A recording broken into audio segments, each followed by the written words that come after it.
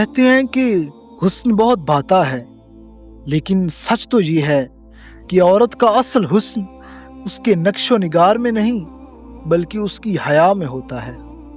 حیا وہ نور ہے جو چہرے کو وہ چمک عطا کرتا ہے جو دنیا کے کسی بھی میک اپ یا زیور سے نہیں ملتی۔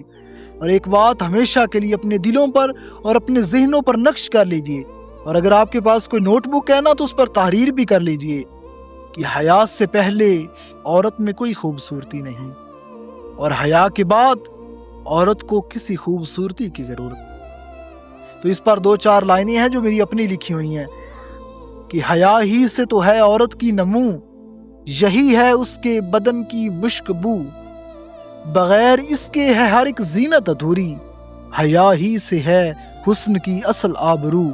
یوں تو ہزاروں رنگ ہوں گے اس جہاں میں، یوں تو ہزاروں رنگ ہوں گے اس جہاں میں، مگر یہ رنگ ہے سب سے خوبرو۔